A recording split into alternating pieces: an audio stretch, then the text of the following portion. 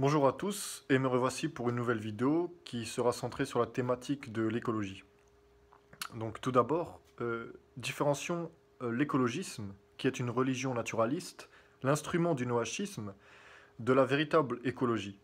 Entendez par là le respect de la nature en lien direct avec la chrétienté. Qu'est-ce que l'écologisme?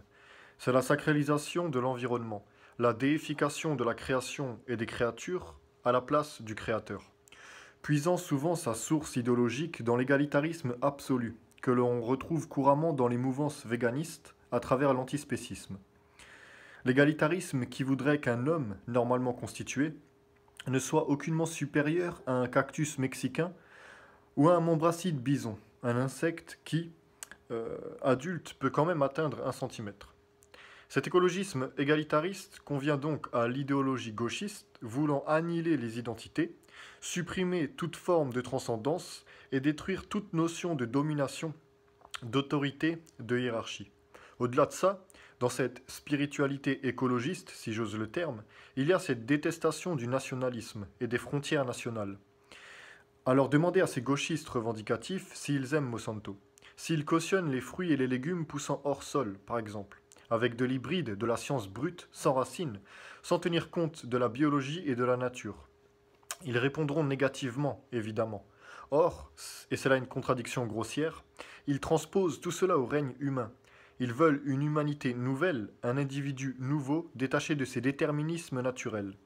Ils veulent une humanité, ils veulent un monde village, un altermondialisme, sacralisant la raison et l'horizontalité de la vie. Bref, je vous renvoie à l'excellente vidéo de mon camarade Martin Tessier, L'écologie, nouvelle religion du monde moderne, disponible sur YouTube. Passons maintenant à la véritable écologie, découlant naturellement du catholicisme. Pourquoi la religion catholique mène-t-elle à l'écologie?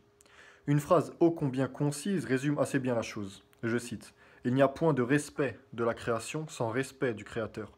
Imaginons que je trouve un stylo par terre par le plus grand des hasards. Je n'y prêterai pas plus d'attention que cela. Imaginons maintenant que ce stylo est un cadeau de mon grand-père. J'y prêterai maintenant la plus grande des attentions. Il en est ainsi avec la création, qui est un magnifique cadeau de Dieu. Elle nous permet de vivre et de s'émerveiller au quotidien.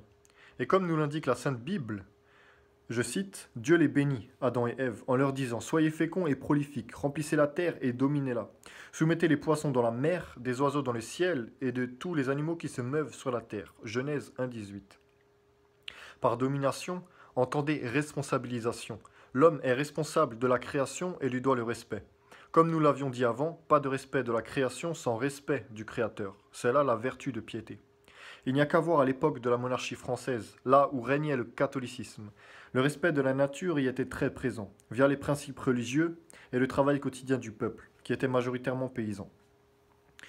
Dans une de mes anciennes vidéos, qui s'intitule Pourquoi veulent-ils extirper Dieu de la conscience humaine, j'explique que la religiosité empêche de sombrer dans le matérialisme exacerbé et rentre donc en contradiction avec la surconsommation et l'hyper-industrialisation massive que nous connaissons actuellement et qui ne fonctionne que par le rendement et le profit.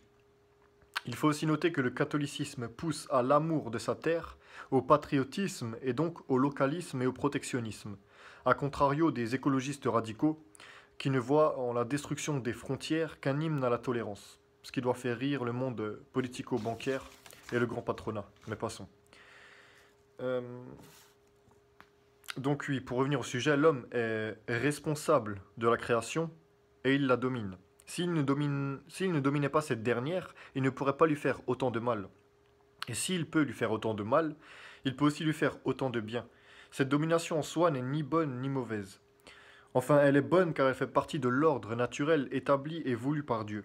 Mais elle peut être mauvaise suivant l'utilisation que l'on en fait. Dieu veut que nous prenions soin de son œuvre. Tâchons de ne point le décevoir. Je vous remercie pour l'attention portée et à une prochaine vidéo. Bien à vous.